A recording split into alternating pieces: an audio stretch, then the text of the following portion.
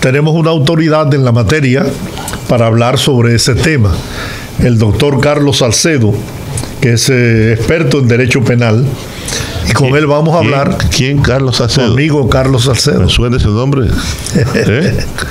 Bueno, Carlos. Carlos un abrazo, Georgie. Oh, sí. Diablo, ese tipo es el de Asua, el de La Vega. Sí, amigo mío. Relaja conmigo, que voy y te cobro, personalmente. Carlos, hay una polémica en marcha, ¿no?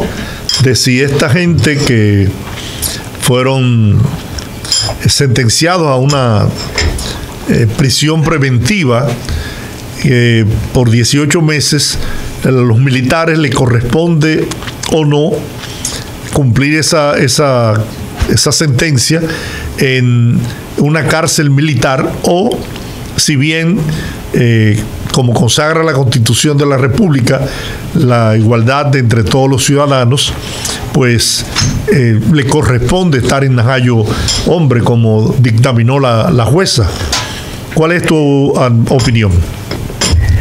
Mira, lo primero es que no aplica el tema de la igualdad de todos ante la ley en el sentido siguiente.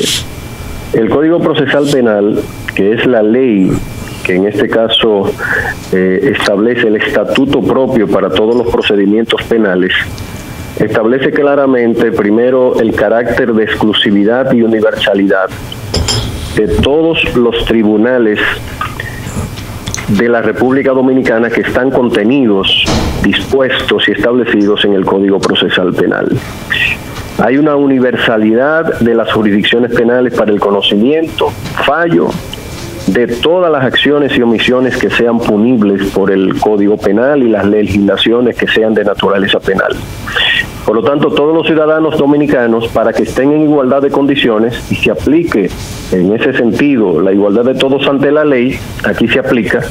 Evidentemente que no hay otra alternativa que no sea que acogerse a los tribunales establecidos en la República Dominicana. El tribunal de primer grado, la jurisdicción que ustedes conocen de instrucción, que conocen no solamente de las medidas de coerción, sino también del tema de garantía durante los procesos de investigación, luego la jurisdicción de primer grado, tribunales unipersonales penales, tribunales, en este caso, tribunales colegiados, cortes de apelación o salas de cortes y Suprema Corte de Justicia con su Cámara Penal, etcétera, etcétera. Esos son los tribunales que de manera exclusiva y universal todos los ciudadanos, sin excepción, deberán ser sometidos a esa jurisdicción. El Código establece claramente, específicamente en el artículo 57, que las normas establecidas en el Código se aplican tanto a la investigación en el conocimiento y fallo de cualquier hecho que sea punible, sin importar su naturaleza, y oigan esto, ni la persona imputada, incluyendo, lo dice el Código, los miembros de las Fuerzas Armadas y la Policía Nacional, aun cuando los hechos punibles que les son atribuidos hayan sido cometidos en el ejercicio de sus funciones. Evidentemente, eso no quita la jurisdicción de la Policía Nacional ni de las Fuerzas Armadas para el conocimiento de los temas disciplinarios de los cuerpos del orden. Pero a eso se suma el hecho de que la legislación que dio como consecuencia el Código Procesal Penal en el año 2002, la Ley 7602, hubo una ley que fue la ley de implementación del Código Procesal Penal, que fue la Ley 278-2004. Esa ley derogó en su artículo 15, numeral 13, todas las normas procesales relativas al enjuiciamiento penal de los miembros de la Policía Nacional y o de las Fuerzas Armadas. Ustedes se recuerdan la existencia de un Código de Justicia Policial. Sí.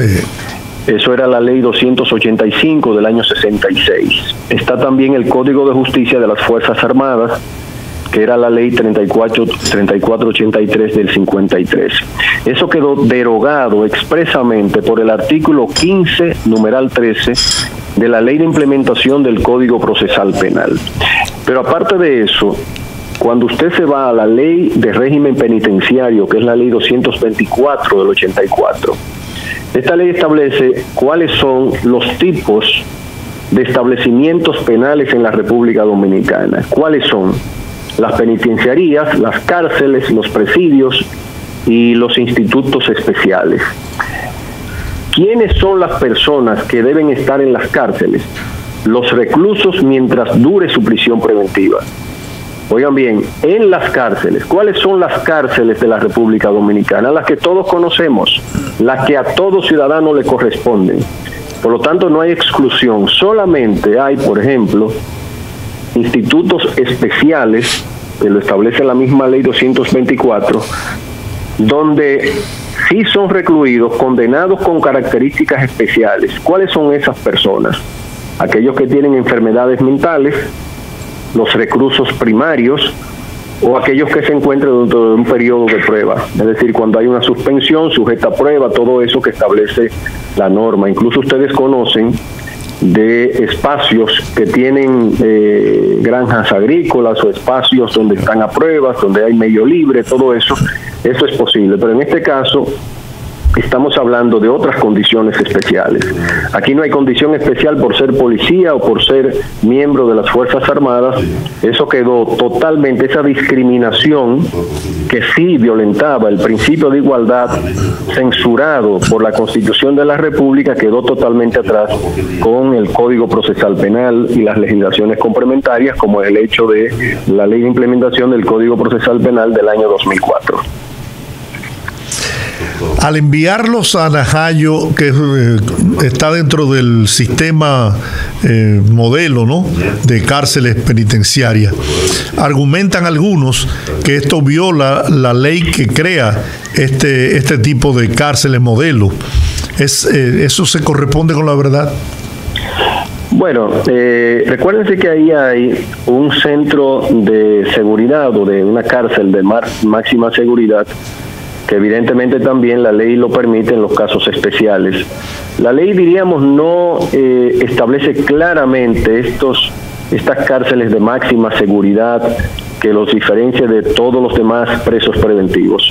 Pero basta que reúnan las condiciones de cárceles, que se llame de máxima seguridad por la gravedad de los hechos o por la sobreprotección que está debida por el Estado para aquellos que tienen imputaciones de naturaleza muy relevante, quizás para el sistema de justicia, pero mucho más para la población dominicana, pero sobre todo cuando se está al inicio de un proceso, que el Ministerio Público, con los elementos que haya reunido preliminarmente, identifique que hay una gravedad tal que puede peligrar la vida o puede obstruirse cualquier parte del proceso, cuando se está incluso en presencia de una concurrencia de estas personas en prisión con otras personas. Pudieran develarse una serie de cuestiones, pudieran incluso haber comunicaciones más allá de lo que puede permitirse entre los internos y que pueda de alguna manera distorsionar el proceso de investigación. Evidentemente que esto tiene su otra cara. Si esto cae en el exceso de arbitrariedad y abuso y que impida la correcta defensa de los internos y los imputados, eso tiene que ser sujeto entonces a cualquier modificación. Pero no hay, en principio, ninguna discriminación o violación de la norma, siempre y cuando haya el debido respeto a la dignidad humana y se permita, conforme a la legislación internacional, las leyes que son soft law, es decir, que no son leyes internas, pero que sí son recomendaciones internacionales o que se incluyen en pactos internacionales de los cuales nosotros somos suscriptores. Evidentemente que la preservación de la vida de estas personas es fundamental, pero al mismo tiempo los niveles de respeto a la dignidad humana de cada uno de los internos. Mire, doctor. Carlos. Sí, no, adelante. Sí, dime, Juan. Estuve viendo en los periódicos que el Ministerio Público estaba presentando una cantidad inmensa de pruebas en contra del expresidente del Partido Revolucionario Dominicano y del PRM. Te lo pregunto porque tú, como ¿Es eres para reírme o es para una pregunta seria? Yo a mí me resultó tan extraño porque, que a estas alturas del juego el Ministerio Público diga que presenta, ¿cuántas pruebas? 19. 85. Wow. 95 pruebas. Entonces, como tú te das cuenta, no es una broma. Digo, claro, pero a esta altura del juicio todavía están presentando pruebas en contra de... Mira, no es que a esta altura, es que a esta altura es que corresponde la incorporación de las pruebas documentales que tenía el Ministerio Público de manera particular contra Andrés Bautista García. Ahora, lo que hay que ver es si eso se llama pruebas. No son más que panfletos, hojas de papel que no tienen ninguna validez más que por lo siguiente. Tienen validez, ¿tú sabes para qué? Para demostrar que Andrés Bautista García es accionista, miembro de cooperativas, de sociedades de comercio desde la década de los 70, 80, 90, 2000, 2010 en adelante. La medida que fue Andrés Bautista incorporándose a muy temprana edad a cada una de estas expresiones corporativas, sociedades, compañías por acciones y demás, pues fue adquiriendo algunas acciones que son el producto de su trabajo serio, honrado y que todo el país conoce. Por lo tanto, primero son documentos societarios. En lugar de ser en contra de Andrés Bautista García, y es por lo que me río, lamentablemente para el Ministerio Público no queda nada, no hay prueba de ningún tipo, y tienen que recurrir a simplemente tratar de introducir, y nosotros no hicimos objeción, ojo, no hicimos objeción a nada de eso porque no nos perjudica, al contrario, nos favorece. Segundo, una copia de un certificado de título de una propiedad que haya adquirido Andrés en la década de los 80, en los 90, en el 2000, en el 2010, y que tú hayas probado, como tenemos nosotros pruebas, y ustedes lo verán más adelante cuando incorporemos las pruebas de Andrés Bautista García, una prueba de los certificados de títulos o de las certificaciones que dan cuenta del estatus jurídico de cada propiedad, es una prueba de incremento patrimonial irregular si no hay soborno. Si no hay en forma alguna prueba de que el Ministerio Público haya siquiera indicado un elemento que se indique a Andrés Bautista García ligado a una actividad ilícita como el soborno, como no lo hay, evidentemente que ya eso no tiene razón de ser.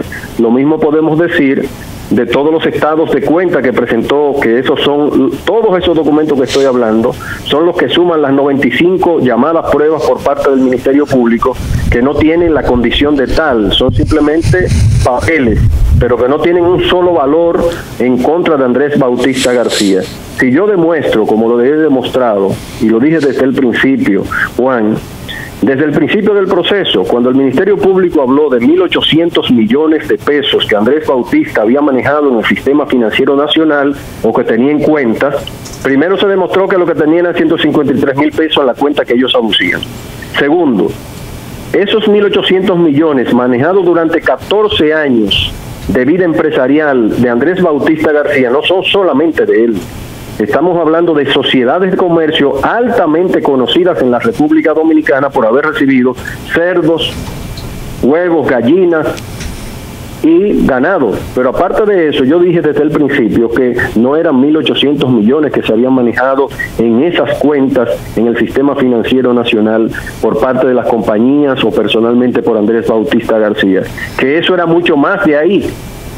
Y yo no tengo temor a eso porque lo demostré, está depositado en el tribunal y lo veremos, que está demostrado cada peso que fue movido por cuentas de Andrés, en cuentas de Andrés Bautista García, tiene un soporte de factura, de conduce, de cheque, de recibo, que están en cajas, bueno, en carpetas que la administramos durante el proceso, y por lo tanto, cuando se habla de prueba por parte del Ministerio Público, es como si fuera un llamado de auxilio al Ministerio Público para que en la publicidad de eso que dice el Ministerio Público se entienda que de alguna manera puede haber algo que ligue al tribunal y que de alguna manera sea valorado para fines de una sentencia de condena.